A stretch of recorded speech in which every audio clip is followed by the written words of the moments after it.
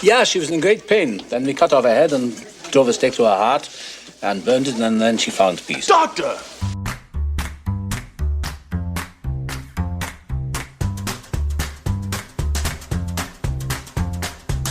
Quiet, numbskulls, I'm broadcasting.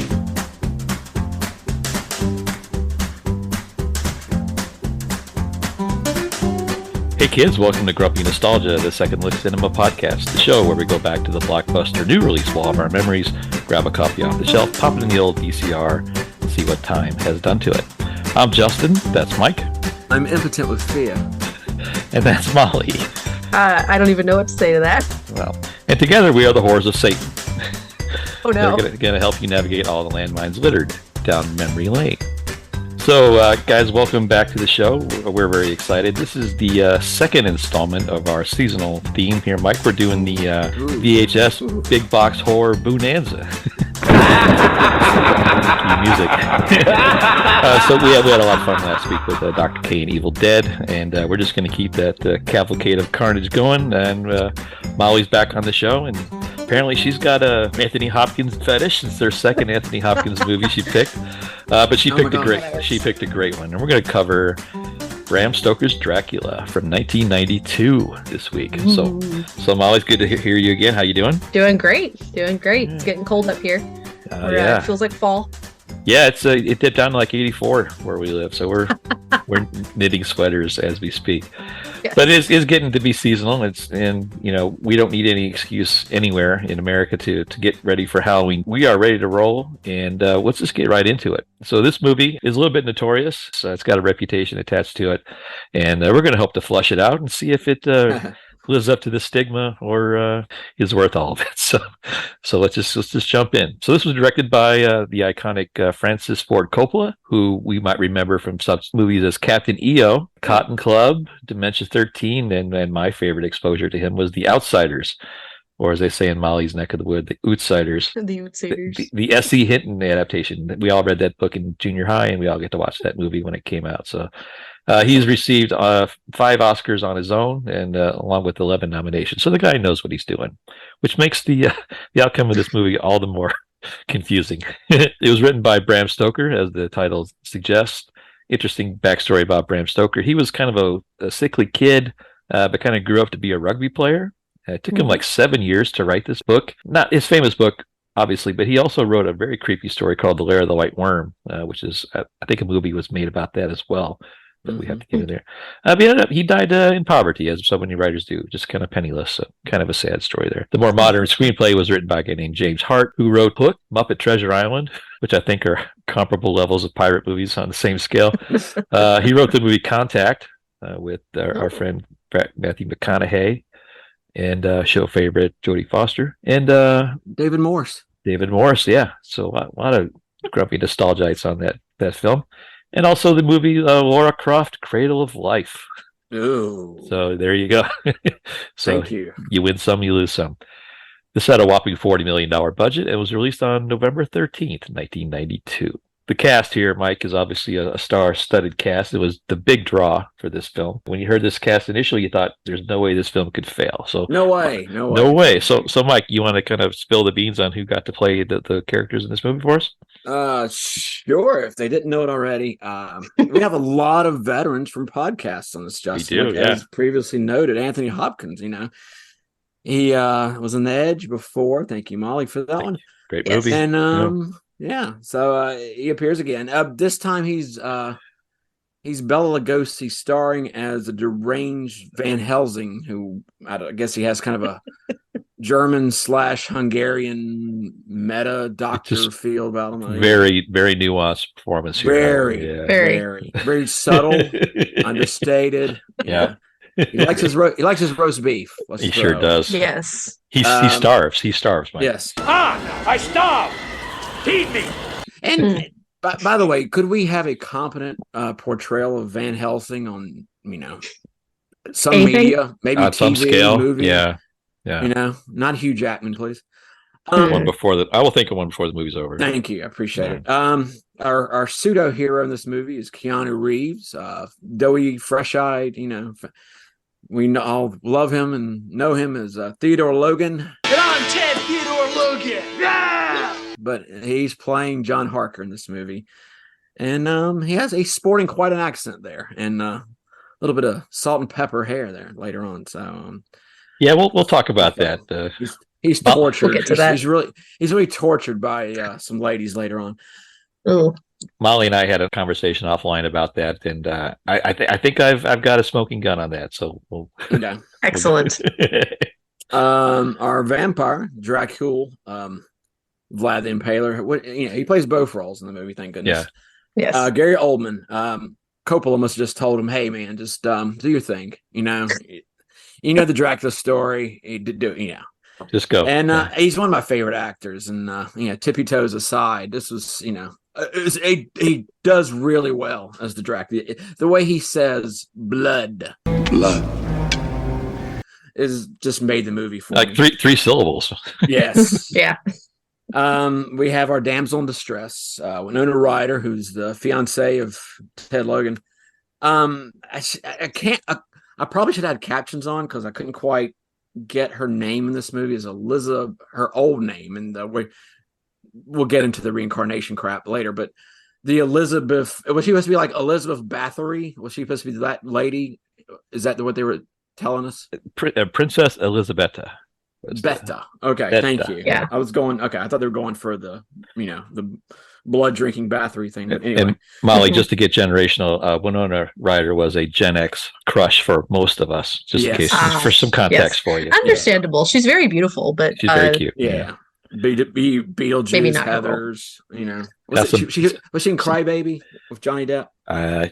Boy, you stumped me. I think so. Okay. I think so. I know they were an item at one time. And I think they were in that movie, but Yeah. somebody check that, please. Thank you. Tom Waits, who was, It's a movie podcast, Mike. We don't know the things. we don't know these things. Terrible singer and actor, Tom Waits. I really don't know why. I know they wanted to have Renfield in there because Renfield is a character from a Dracula movie. So, let's just throw him in an asylum for the whole movie and really do nothing with him, but, show him eating bugs. Okay, that's cool. yes. Excellent. And then you have our crew of three heroes. You have the cowboy, the lordly dandy, and the doctor who's on drugs, played by Billy Campbell, Classic. the Rocketeer, and Carrie Elway's Dr. Jonas from Twister. Yeah. Yeah. A callback. Yeah, and Richard E. Grant, who some may know as one of the Empire captains from the last Star Wars movie. So there you go. He shot the mole. That's right. I'm the mole. God, don't remind me of that movie. I have blotted this from my memory. Okay. And I want to include just a little mozzarella on this one. We have Monica Bellucci, who I think was probably a casting couch victim of Coppola at the time, but I think she ended up being in the Matrix movies, and I just saw yesterday she was going to be in Beetlejuice 2. So there you go. Kind of a weird, how she was in, Keanu Reeves and Winona Ryder movies later. So anyway, just thought I'd throw that out there. So there's your most of your cast. Wow, that's a big one. The other one I just for mentioning here, Sadie Frost, who played Lucy, his friend Lucy. I thought it was interesting in the credits. They said, and introducing Sadie Frost, but she had done 6 movies before this. Well, to be fair, this movie basically starred her breast. All right, so there was a lot of ins and outs with this movie. It's got kind of a reputation for it's beloved on the camp level, which I don't know if necessarily fair or not. I guess we can kind of flesh that as we go. The making of the film was also interesting. Molly, since it's you picked it, why don't you tell us some of the cool behind the scenes stuff? Yeah, there's a lot of behind the scenes stuff that happened with this movie. Yeah. So I guess up to this point, Dracula, the story, had never been faithfully adapted. There's character amalgamations and things that they changed, which they changed a lot with the story too. But I guess at the first cast meeting, Coppola sat all the actors down and he read the entire book of Dracula to them. According to Anthony Hopkins, this took 2 days to read the entire book in order to give them the knowledge of what they were going for, I guess. Context, context. So it feels like they kind of started off very ambitiously on kind of the right foot, and then they get off in the weeds as Yeah, because there's a things lot of progress. stuff in this film that I don't remember from the book. But No, I actually listened to the audiobook like yeah, over this week just because I was like, I don't remember that. And there's some things are 100% accurate and some things are just yeah. completely fabricated. So, Yeah. go ahead. I was gonna say for me it was just I'm being kind of a history buff. I knew that like there was no distinct tie-in they can find between Stoker and the story of Vlad the Impaler. They've tried to like connect them together somehow, but it's kind of a modern, modern take on it. Modern take on the whole Dracula thing is that Vlad the Impaler was like, an inspiration, but I think he just found the name Dracula in like a book and thought it was cool or something like that. Yeah, exactly. I think it's a safer bet to do this like pseudo historical prologue than really get into the religious overtones, which are probably overpowering. Didn't want to deal with. Very heavy in the book. Yes. Yeah. Is there any reincarnation in the book? Like, no. Okay. No. So that's interesting. That was inspired by the 1930s version of The Mummy, which has that whole reincarnated love interest storyline.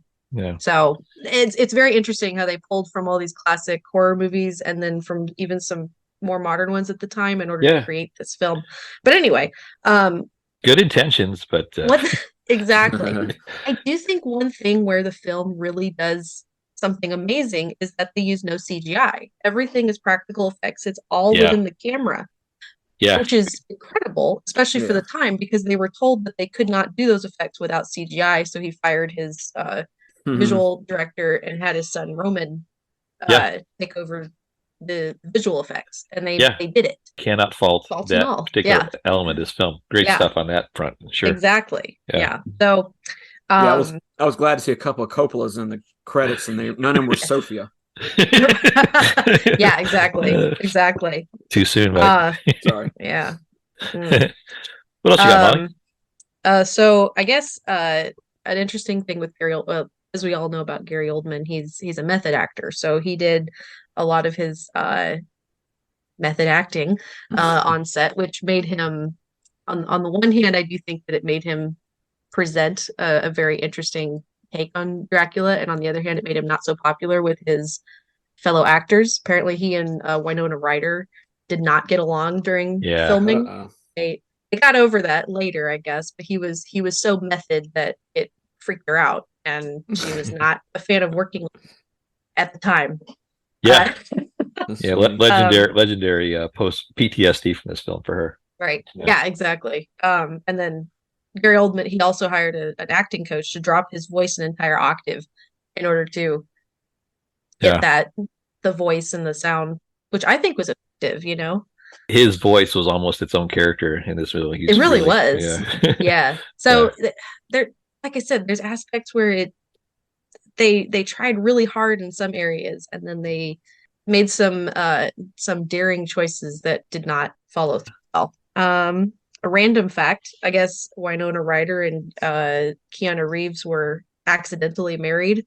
They during original filming, I guess Coppola was not, or however you pronounce his stupid name, was not greatest director in history of stupid name. Right? Yeah, it's a stupid name.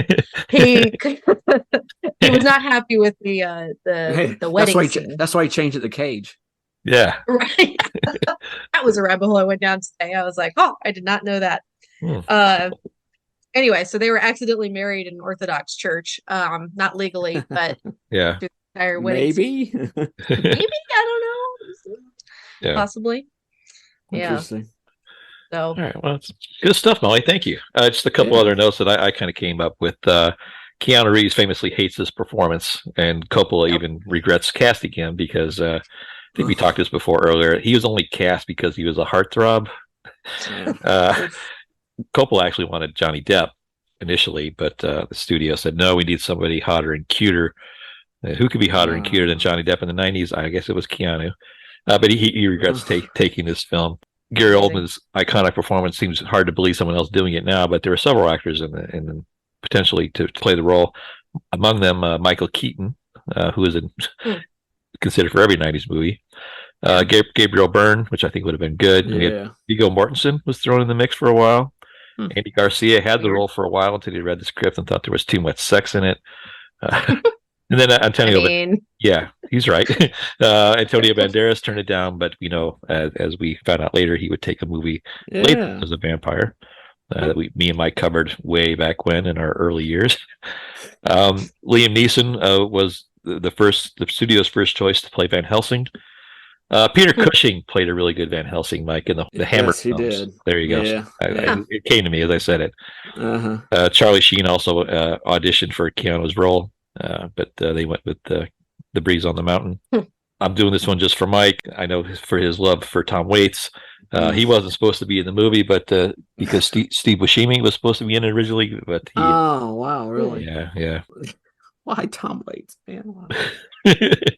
But Tom Waits has been in 5 Francis Ford Coppola movies, Mike. Jeez. So Sadie Frost dyed her hair red because her and Winona looked so similar that she was concerned that she wouldn't stand out in the film, which I thought was neat. Winona Ryder actually was the catalyst for this movie. She was going to do a TV movie directed by film director Michael Apted, but she took the script to Francis Ford Coppola when they were considering having her fill in for Godfather 3, role which eventually went to Francis Ford Coppola's daughter, to Mike's chagrin. But he handed the script, and that was kind of the catalyst to get this thing made. There's 25 minutes of gore cut out of this film because it originally had an NC-17 rating, so there's an extended cut there that's a little more gory. And the earnings from this, it was relatively good box office, but the earnings essentially saved Zoetrope Studios, which is the San Francisco-based studio that Coppola started. But let's get to the silly stuff. There are 27 recorded continuity errors in this film, and there are another 43 just regular documented errors in general. Mostly anachronisms or factual errors or just mistakes. So we'll probably talk about a few of them. Like when Renfield bites the doctor's neck, he holds the wrong side of his neck. I love that. Like I said before, if Tom Waits bit me in the neck, I would know what side I got bit. You'd be instantly like rabid or something. I remember. All right, so this was 1992, so it was a little bit different world back then. Let's talk a little bit about the pop culture scene. On the movie front, we had this movie coming out as the same weekend as Love Potion #9, with the adorably cute Sandra Bullock in her first starring role. Yes, and Andrew Shue, right? Yeah. Thank you. Oh my god. Yeah, my wife loves that movie. Yeah, it's actually a pretty good movie. About an aphrodisiac. So there you go. It's not absinthe. Yeah. Prior to this, the week before, you had Disney's Aladdin. That's the one with Robin Williams chewing up a big chunk of the holiday box office. About 5 days later, you had the biopic Malcolm X, which everybody loved. On the 20th, just a week later, you had Home Alone 2, starring Donald Trump, among others. And then the weekend after that, we had The Bodyguard and The Crying Game. So, look, just in 1 month, that's a lot of good movies. I'm telling you, the 90s were pretty good. In the box office that year, this came out, I think, number 12 in the total year box office. But the top 3 were Batman Returns, which we covered for our season finale, season 2, Home Alone 2, and Lethal Weapon 3. So there you go. There you go, Molly. There's your next one. There's another. There you go. It's all connected, Molly. Yeah. On the music front, it was not so good. Oh boy. You had the ballad "How Do You Talk to an Angel?" I think the Brooklyn Heights. There you go. Remember that stupid show? Yeah. I think that's a rhetorical question, Mike. I don't know the real answer. It was a Fox show that lasted maybe a season. Yeah. Oh my. Keeping on the sickeningly sweet theme, you had "I Will Always Love You." And another proposition, "I Will Always Be There For You" by Michael W. Smith, I think was a Christian artist. But those two songs are fighting it out. "Rhythm is the Dancer" by the band by the group Snap was a good one. We got a little bit into more reality here. You had Jeremy by Pearl Jam. You had "Hunger Strike" by Temple of the Dog, which is also Pearl Jam for the most part. Pretty much. Oh my. The big thing here is you had a couple things going on in music. You had the achy breaky heart scene. You had the line dancing scene against the raid culture scene. So you had a lot of songs that kind of supported both those. I think we all know who won there. There's another disgusting music trend, the booty shaking phase, guys. We had "Baby Got Back" by Sir Mix-a-Lot. I like big butts and I cannot lie. One of my personal anthems. And you had "Rump Shaker." Rex and Effects. So you had a lot of songs about butts in 1992, if anybody's keeping score. The big hot Christmas items that year were troll dolls and super soakers. I don't know which one of those is more annoying, but it's personal preference, I guess. This is also the year, famously, that President George Bush, vomited on Japan's prime minister, so that was good. They invented 2G phones back then. I think my phone is still a 2G phone for some reason where I live. The JPEG format was invented that year. Tell you how old we were. And by the end of that year, we had 25 websites actively online. So the World Wide Web is just starting up. So that's where we were, guys. Amazing. Kind of a primitive existence when you kind of look back at it, but we've come so far from Baby Got Back. Just in a mere 30 years, Yeah. So I think we've set the table here, guys. I think it's kind of time just to jump in and talk about a brief summary of the movie, and then we can kind of talk about things we found charming and cute along the way. Unless anybody's got anything else, we should probably get started. So, Mike, hit the button. So, Amazon describes this movie as horror, drama, atmospheric, and dark. In case anybody's curious, that was the disclaimer for those. But it kind of starts. It's not a rom-com. It's not a rom-com. There's so much romance. The tagline is "Love Never Dies," but they don't talk about the romance of this. But so the prologue is essentially what we kind of talked about earlier. It's Dracula, played by Gary Oldman. He's in Constantinople, which he's in. That's the problem. He's in Transylvania, just similar to our Young Frankenstein movie. It was supposed to be set in Germany. Yeah, Transylvania is used as the fallback location. If it was really about Dracula, it'd be in Wallachia, which is in Romania. But we just call it Romania. Yeah, we get to learn some great geography later about Romania when they're trying to catch them. Yeah, and the boys from the band They Might Be Giants talked about Istanbul and Constantinople very well for us. So exactly. There you go. Molly knows that reference. All right, we're getting somewhere. I do know that one. All right, so he goes off to fight a religious war for the church, and we got Anthony Hopkins playing a dual role as one of the early Catholic priests. So there's this brutal, this brutal religious war, a lot of gore and violence in almost rotoscope form in the shadows. It's kind of cool, and he wins and he declares victory. But prior to that, the Turks shoot an arrow into his beloved princess's chambers. They say they do. Yeah. Falsely claiming that Dracula had succumbed in the battle and died. And this Elisabetta is so taken by this news that she commits suicide. So as Gary Oldman returns home, he finds her dead. And I don't know, when you drown, you don't usually leave a blood trail on the side of your mouth. Or have your makeup applied that well. Yeah, she's pretty dry. Yeah, all things considered. Dry, good makeup, and blood coming out of your mouth. So that's forensic science for drowning. Page 1.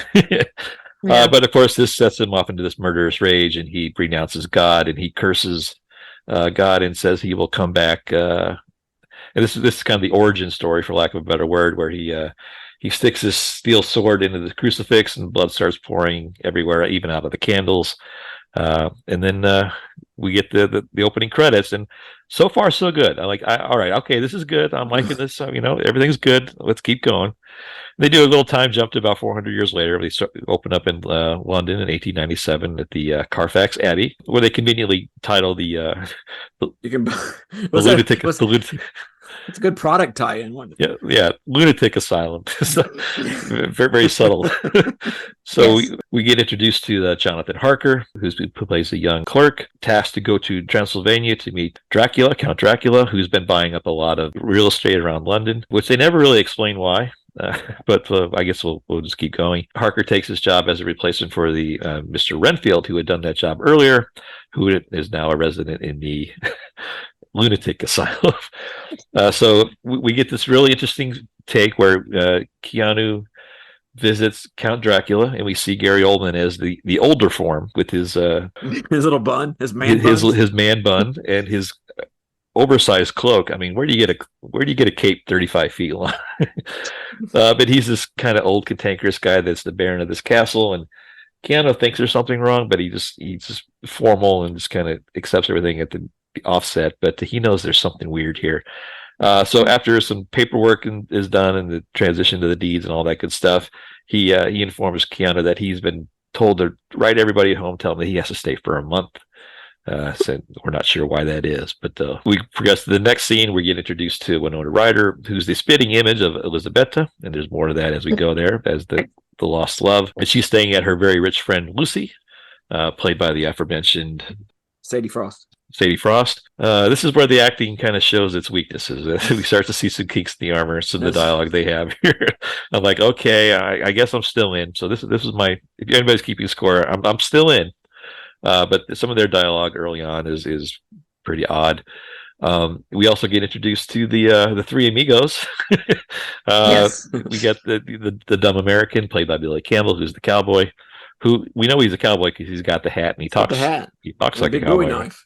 Yeah, big Bowie knife. And Richard E. Grant, who plays the doctor. And we've also got show favorite Carrie Elways, just playing Carrie Elways as the stuffy English guy.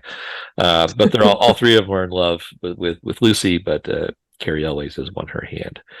And then we cut back to a series of blood orgies that Keanu is having back home with Dracula's wives. He knows he's now a prisoner in that castle because Dracula has left for London. We get essentially a montage here where we get the journey of the Demeter, which is the ship that takes Dracula to London, which is a great chapter in the book. They've actually made a movie out of that chapter called The Last Voyage of the Demeter. I have not seen it yet, but it looks interesting as heck to me. But this is essentially, that he's in his box of dirt and he has to feed, and he takes out the whole crew. And this has always been scary, even in the original 1931 Dracula. This is a really scary scene where the boat just kind of shows up and the captain is tied to the mast and the crew is missing, and it's just an ominous introduction to London for sure. So now we've got Dracula's in London, and this kind of triggers Mr. Redfield, who's in the sanitarium, who's essentially been made a slave, the Dracula's human slave, to help facilitate his move to London. Gary Oldman hits the streets because you can do that apparently, but they put a little disclaimer in here saying that contrary to popular belief, vampires can walk about during the day. I think we talked about this 100 years ago, Mike, when we did Interview with a Vampire, but the vampire rules of engagements always change. Yes. So while we had a conversation about, it's really more about plot convenience, whatever rules they want to follow. To be fair, it does say in the book, it does mention that the whole, they can walk about in daylight, but they are very severely weakened, and it's between sunset and sunrise that they're at their strength. Well, we choose to be catty and petty, so you're just going to accept that reality. So. Yes. So Gary Oldman hits the streets dressed like Slash at his high school prom, and he's looking around. He's trying to find the movie. What they call it? Not the movie tech, but the cinema. Yeah, the Cinematarium. Yeah, the very first motion pictures were there, and he wanted to see this scientific marvel. And he comes across it's like a porn flick. It's nice to know we haven't gone that far. Right. Yeah. But he meets Winona Ryder on the street, and he's taken by his lost love from oceans of time. He says he's been looking for that, and so she sees her manifest in Winona Ryder, and he's got to have her. So as he attempts to woo her through most of the second act, there's some collateral damage as a result of that. He goes onto Lucy's property and starts to woo her. She's in a heart video for about 35 seconds here, where she walks into this courtyard and she gets attacked and bitten. Meanwhile, back in Transylvania, Jonathan Harker, who's, I guess, he's fed up with having, sex with three supermodels every night. They're devil women. Being fed. Yeah. The burden of that, he decides he wants to try to escape. So he jumps out of the castle and lands in the river and is taken in by gypsies and sends word to Mina that he's still alive and is on his way back. Mina, in the meantime, is kind of fallen in love with Dracula. And so we've got a sexy little love triangle here at this point. So she mentions to Dracula that now that she knows her husband is coming home and safe and alive, that they can never see each other again. And the third act is essentially just Dracula's jealous rage. He kind of takes it out on London. He turns the sweet Lucy, and she's straight up bugging. She's doing the full Linda Blair exorcist. They don't know what's wrong with her. And the three amigos call one of their friends, Abraham Van Helsing, to consult, because he's the world's premiere on odd or unknown diseases of the blood. Diseases of the blood. Yes. So He's so a he- meta doctor. He's a meta doctor. Yes. So he shows up and chews the scenery for the rest of the movie. He takes a look at Lucy and sees, I guess no one looked at her neck to see these giant big bite marks, and it never came up. They can't figure out why she's losing blood, and he just randomly introduces that he's had this whole backstory his whole life trying to find the Nosferatu or the vampire. Yes. And Which never comes up again. Never comes up again. Yes. So does the fact that he can portal himself, like that little magic trick he does, are they implying he has some kind of I could not like I could not figure out that scene. I had no idea what they were going for there. Why they even, yeah, it's like that and the werewolves. The werewolf that was on the loose. Why was that even a thing in the movie? I don't know. Okay. Werewolves of London, maybe? It's not a Tom Waits song, but you know. Yeah. So the three amigos are tasked with like protecting Lucy, and they fail immediately. Like Carrie always literally falls asleep with a gun and a scotch in his hand. And the aforementioned wolf that Mike just brought up comes in and finishes the job on Lucy, and she's set to rest in a glass coffin, which is pretty creepy. And at this point, Hopkins, as Helsing, knows what's going down, and they come back and find that she's risen from the grave. She's no longer in her. It's a tough sell to those three guys that they've got to put a stake in her heart, but as they do, they find out the grave is empty, and she comes back with a child, small child, yes, a street urchin, yeah. They denogonize her, take her head right off. And that just kind of accelerates the final act of the film. So at this point, Winona has been bitten as well, and she's starting to turn, and Dracula is starting to feel the heat, so he decides to go back to his Transylvania castle. And then it's just kind of a chase scene for a while there, where they break up, but Winona Ryder and Anthony Hopkins go their separate ways on their own, and the three amigos go back and with newly gray-haired Keanu Reeves. So we always laugh about how his hair became gray in this film, and without the passage of time. Yes. And I always thought that was like a film flub or whatever. So I read an article that they said that his gray hair was the result of shock and fear from his run-in with the three brides of devil women. Devil women. Yeah. The devil's concubines, right? So yes. I'm just going to say, nice try. It did not work. Well, did you catch the subtle, I don't know if it's an error or if it was on purpose, but after, Dracula's killed at the very end, this last scene of him, his hair is solid black.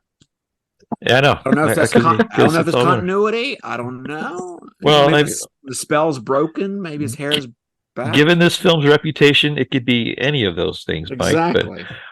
But he has to film Speed soon, so yeah, he needs a dark hair. I love the scenes with the brides, though. I thought that was really fun, especially like when Dracula catches them with Keanu the first night. Oh yeah, and he scares them off, and he brings them some baby food, but not in a good way. It was a horrible scene. I don't know if they threw that in there, but whatever. My other favorite scene is when Anthony Hopkins, he's kind of trying to destroy Dracula's earth and setting fire to his castle and all things like that. He has this like he has his like snakes on a plane moment where he beheads all three. He's sick of these vampires, and he cuts the heads off all three brides. And that scene where he walks out with all three heads in his hand, awesome in the river, just amazing. So speaking of which, why does he need an albino snake for his exorcism? Again, just more imagery to throw in. I think that was just scary. It was scary. This is where the movie kind of came off the rails for me. The last scene there, the gyps. The second act kind of dragged. Oh, it took a long time. That chase scene was way longer than it needed to be. With the gypsies carting. I feel like the sun was going down for like 5 solid minutes. There you go. Passing the I got a question from Molly. Since you closest from the book than we are. Why does he have to get to his castle before sunset? Because it's explained in the story. Before sunset. Because he's still weak. If he gets there at sunset, he'll suddenly be strong again, and then they won't be able to overpower him. If he gets there by sunset. If he gets there by sunset. They can exist during the daylight, but their powers are significantly diminished. Yeah. Mm-hmm. So again, it's just reeks of plot convenience to me, but we'll keep going. So the movie kind of culminates with that scene where, I'm sorry, I gotta stop here. That scene where Van Helsing and Mina are outside the castle, and they're getting wooed by the then with heads on brides, and they're that weird like improvisation they're doing, and like all the body movements and all the fluidity that they're trying to display, like they're being possessed by the brides. That scene was just horrible. And like he says, stay in the circle, and he lights the snow on fire with his torch. Yes. And then what was that thing he put on her forehead? A communion. It was wafer. a wafer. Was it a communion wafer? That's what I literally wrote that in my notes. I thought it was a kind of a joke, but it looked. I had to look it up. Like a communion wafer on her head to like snap her out of it. Yeah, the scar ends up looking like a crescent moon for some reason. I was gonna say it looked like she had a fruit roll up on her head the rest of the movie. Yeah, it looked really bad. Might as well have been. Lucky Charm. Yeah. All right, so all three people kind of come together here, and there's a fight scene at the end where sadly the Texas cowboy is killed. Keanu finally finishes his purpose in the movie and stabs Dracula in the heart with a sword, but doesn't really finish the job. And then as they're circling around trying to end his life, Mina takes him inside, and everybody says, "Stop! Let her do her duty," I guess was the phrase. So she takes him inside, and they have this sad kind of last lovers thing. And because previously he had tried to turn her and said, I can't turn you. I love you too much to condemn you," that kind of thing. So they built a relationship, but it's determined that the best thing to do is just to end his suffering. So she kind of kills. She pushes the sword through, and with a lot of force for a 98-pound girl, but puts the blade through him and into the concrete underneath. I think chopping his head off that clean was pretty good too. Yeah, that's a nice shot. I couldn't do that. But that kind of bookends the movie, because you see those two figures on the floor of the chamber, and there's a mural or there's a fresco above of those same two characters from 400 years ago, and it kind of bookends the love story. And that's the end of the movie, guys. And that kind of ends the story. And the credit scenes were really cool, and the music was fantastic. And it did sound like Batman music to me, was it? But I don't know. It switched over to the Annie Lennox vampire love song. Yeah, that was was questionable. But yeah. So that's it. And that when it's over, when it fades to black, we're forced ourselves to ask some questions, like, what did we just see? Yep. Why did we like this? Why did they choose that? What was the thinking behind a lot of the decisions here? But there you go. So let's save that, because I know we all have some opinions on that. So let's just go briefly over awards and accolades, and we'll kind of decide how this affected our final opinion of the movie. So this had a great opening weekend, $30 million. Ended up doing $182 million domestically, and another $216 million worldwide. So this is back in 1992, 30 years ago. It's economy. So all in all, a hit. On the commercial side, at least. On the critical side, a lot of people found things to not like. It won several Oscars. Costumes, which was well deserved, and the costumes were great here. Sound effects and makeup, as Molly mentioned, Roman Coppola's practical effects here. This felt like an old school monster movie. Now that would be a complete CGI, artificial, sterile thing that would not scare you. But seeing that Batman hybrid in that chamber, that was great stuff. And very creepy. Yeah, you got nominated for set direction too, but didn't win. On the MTV front, we always like to talk about MTV. It was nominated for Best Kiss with Winona Ryder and Gary Oldman. It lost to Untamed Heart, like we mentioned before. With who was in it? Marissa Tomei and what's his name? Christian Slater. Yeah. Untamed. He was in his own vampire movie a couple years later. So yes, it cleaned up at the Fangoria Awards. It won 8 chainsaws that year. All right. Well, any port in a storm when you're looking for cinematic excellence. But they it was big with the Fangoria crowd. But Yeah. so it was relatively well received by most audiences. But well, I guess we'll get on a personal level. So let's talk about our run through the grumpy meter here. So why don't we start with Molly, because she might have different context than we do. So Molly, give us a take on the first time you saw this, if this was the first time you saw it, and what changed on your viewing as a more competent, evolved, mature person. This was the first time I had ever seen it this last week.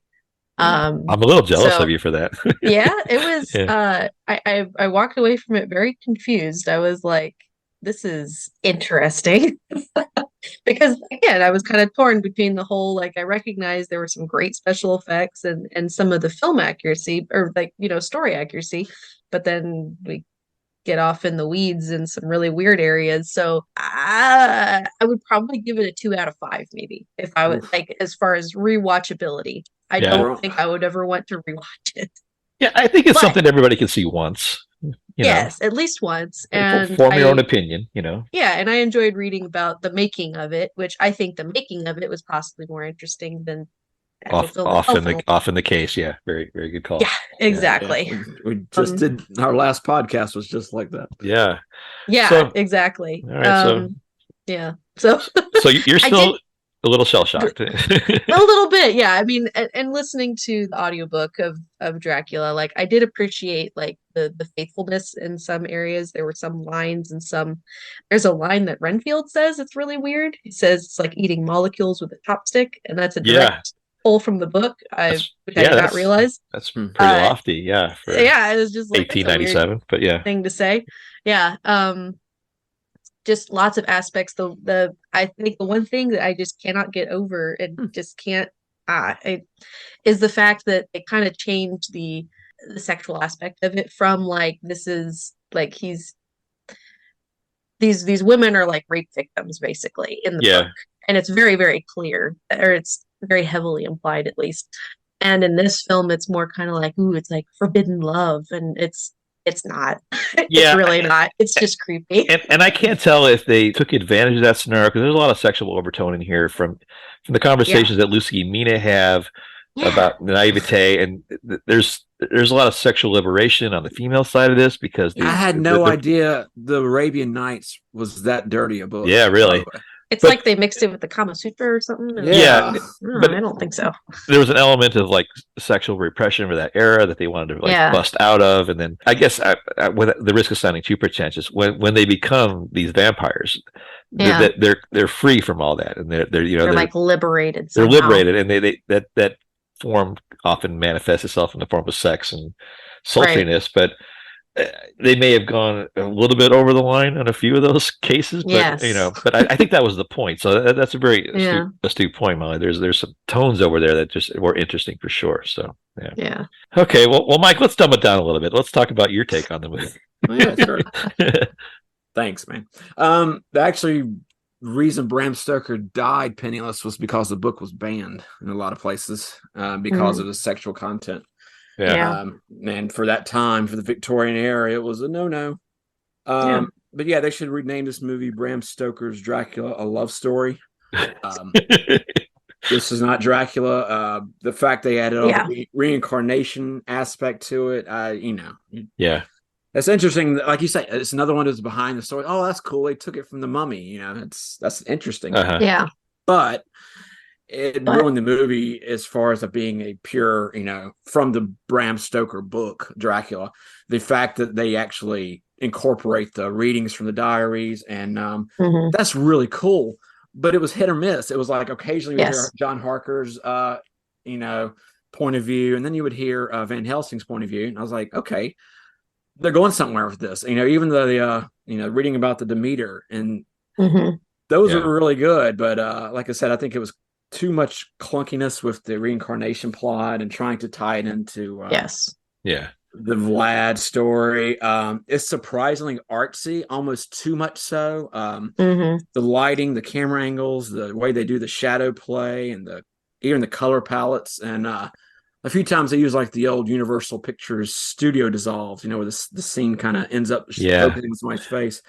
Remember the family portraits you get back in the 70s where it'd be like you in the front and like your family faded in the back, like solved in the background? Yes. Yeah. They had like glamour shots, Owen Mills type shoot. Right. Films. They did. Even Yes. I like the little picture that Mina had of John Harker, like one of those Owen Mills pictures. Even Yeah. a little signature of the photographer in the bottom.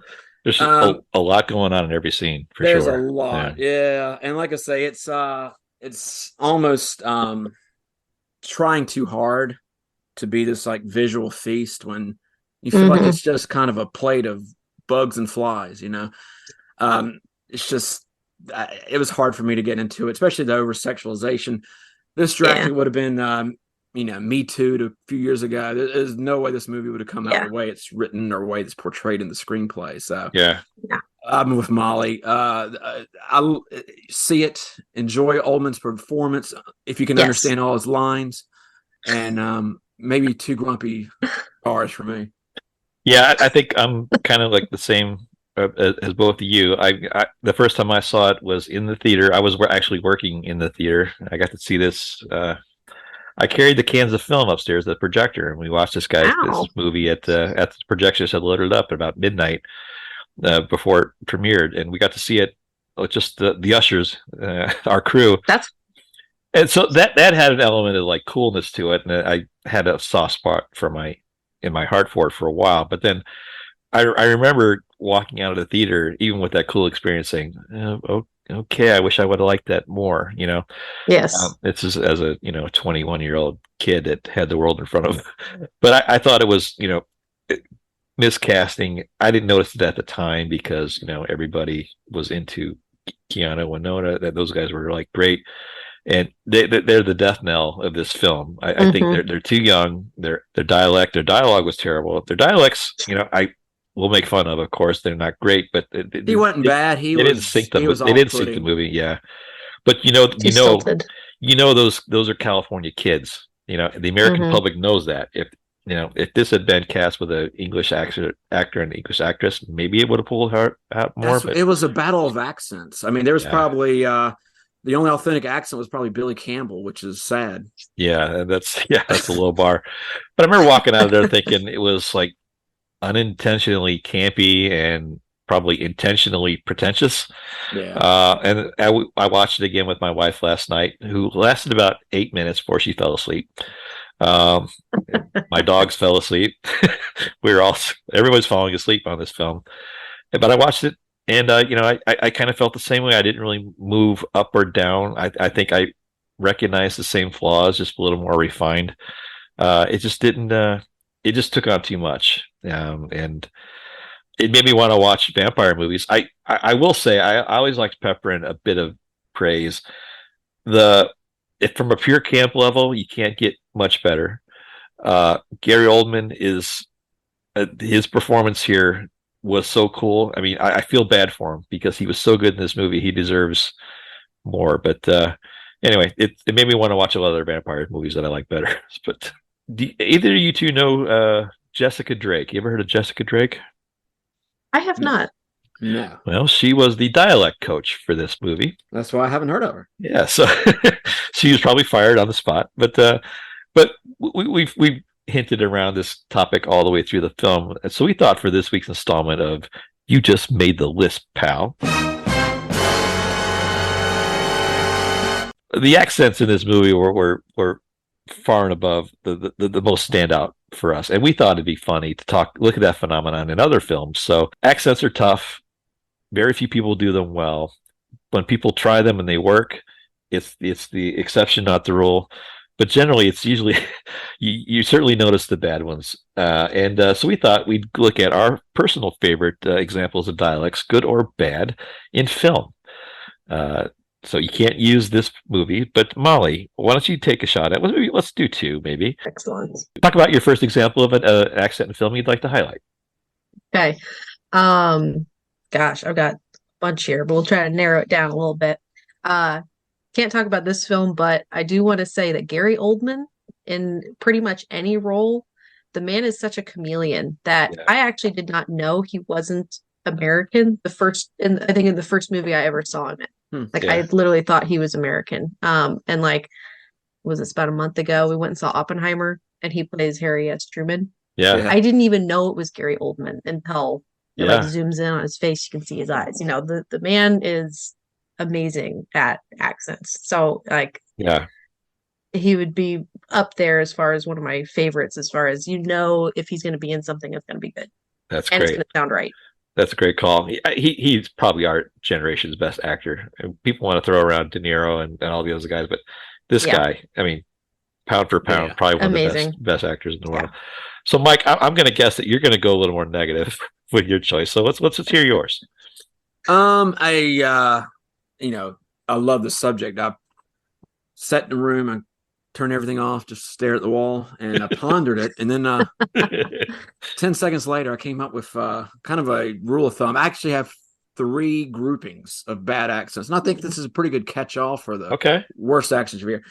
I'm going to go with people pretending to be Russian. That's always one of my faves because there's not a lot of Russian actors and actresses out there. So when you usually hear a Russian accent, say, let's pick 2 for example. Kate Blanchett in the Crystal Skull movie. Wow.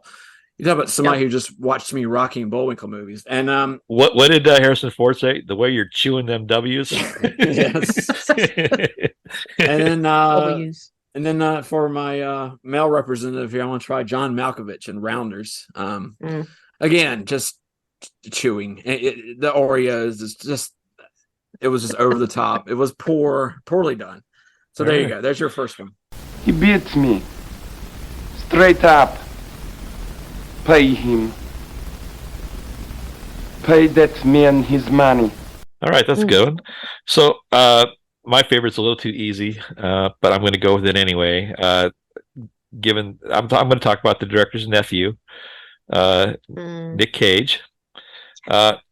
I'm going to leave all his botched Southern accents aside, and I'm going to go to the one that is really the pick of the litter here. And this is his performance in Captain Corelli's Mandolin with his Italian accent. Oh, yes. Which is a straight up stereotype. What's your problem? Oh boy, Mike, you know, like my accent, Mike. But it takes you out of the movie. It's a sweet little romantic movie that just it should work. But when you hear him doing this, this pizza pie, stereotypical accent, it just it sounds like a joke. So that's my first one, Nick Cage, who's in the Accent Hall of Fame. But I think this one is his Sergeant Pepper performance. So Captain Corelli's Mandolin from 2001. All right, so we're back around to you, Molly. Give us your next pick, and maybe throw in a couple extras if you have honorable mentions there, just real quick. Yeah, absolutely. So kind of along the same lines as what Mike said about Russian accents, I feel like German accents are really hard for people to get as well. Yeah. This movie, obviously, Van Helsing, he's not. But I have thoughts. But there's a little movie that came out in 2015 called Man from U.N.C.L.E. That the female in character was supposed to be German, I think, or from Germany, perhaps, but I can't remember the actress's name, but she is all over the place. And love that movie. Very entertaining, but her accent completely throws me every time I watch it. And then I'd say an honorable mention would be Kevin Costner if he's trying to do anything other than American. Oh yeah. Prince of Thieves is that was a good one. Ooh, yeah, that hurts. From what I understand, he was wanting to do an accent. The director said, "Don't do one," and they didn't. He insisted, didn't he? He insisted, and it was just not good all around. I'm on this self-imposed binge of Yellowstone. I've been watching these things like two episodes a night for like a month now. Oh my! And I kind of like his character in that, and it's kind of hard for me to disassociate, Kevin Costner from Yellowstone with the rest of the world. But I kind of like him right now, so I don't want to rag on him. Yes, but, he's good in some things. Yeah, give me some time. We'll get to it. So exactly. All right, great pick, Molly. Mike, we're back around to you. Yeah, that was my next one. Was Americans trying to do English accents, but no, that's okay. That's okay because I really should stick with the ones I know, like Southern accents. By the way, Gary Oldman in The Fifth Element pulled it off pretty darn good. Yeah, not bad. But yeah, we had Keanu Reeves in The Gift. Wow, watch that one if you want to see some bad Southern accents. The whole movie's chock full of them. But you know, Kate Blanchett does pretty good. But yeah, Keanu Reeves is no. Was that like a Florida accent or no? That was no. This is like Southern Georgia, Panhandle, Florida. It's like it's supposed to be around like the Okefenokee Swamp, so it's like Southern Georgia. Then we have a two-timing couple here, Alec Baldwin and Terry Hatcher in Heaven's Prisoners. Ooh. Oh, deep cut, but good one. Oh yeah, terrible. Nolan's top accents, my darling. Oh, and then one from the great podcast of past. We did Cape Fear, and it featured a Robert De Niro, who as much as he's tried, it was, I think we probably mentioned at the time, his Southern accent was just a little not quite there. Yeah. Come out wherever you are. You think most actors and actresses, especially from England, go for the Vivian Leigh and Gone with the Wind kind of generic Georgia accent, and that's what he was doing in Cape Fear, and just a little too much for my likings. So there you go. I think in medicine that's called the foghorn leghorn syndrome, Mike. I say. I'll say. Now, who's responsible for this unwarranted attack on my person? All right. Well, those are good. All right, so my next one is a little bit of a deeper cut, but I'm going to go with the John Voight in the movie Anaconda from 1997. Ooh. So, essentially a B movie monster film with J-Lo or their. Oh, fudge! I just remembered Ernie Hudson in Congo. Sorry. Oh, that's a good one. Yeah. Oh man. Yeah, but John Voight essentially just he plays a Paraguayan mercenary that's on the that's plays the main villain besides the snake, of course. But you could tell he just did his research by watching Scarface. So every girl was a cheeky. He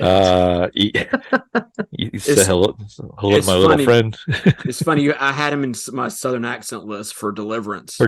Yeah. Oh, yeah. It wasn't great either. I did have Kevin Costner in JFK, where he tries to pull out that Louisiana accent that didn't work. No, it came and went, kind of like the girl from The Man from the Uncle that Molly mentioned. Yeah. There's another Southern accent, Mike, that I think you should talk about too. Is James Vanderbeek or Varsity Blues? Not really good at all. And I think Cameron Diaz in doing her Irish accent in Gangs of New York was just that wasn't really good either.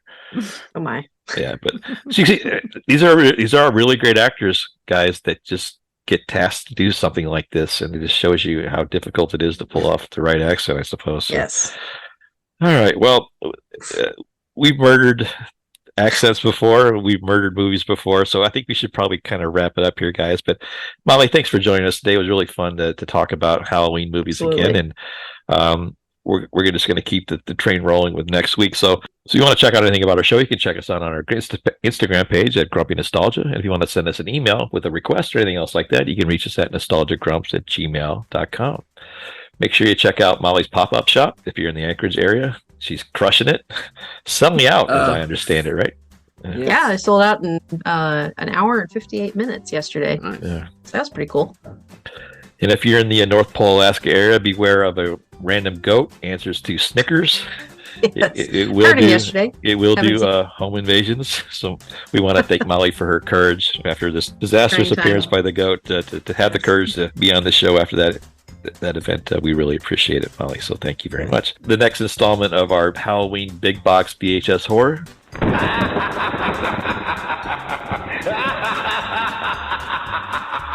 Will be coming up next week, and Aaron's going to be joining us. And let's just say, we're not going to tell you what the movie is, but let's just say it's a family film with a lot of entrails. And we'll just leave it at that. So if you have been listening to our show with any kind of regularity, we would strongly encourage you guys to follow the show.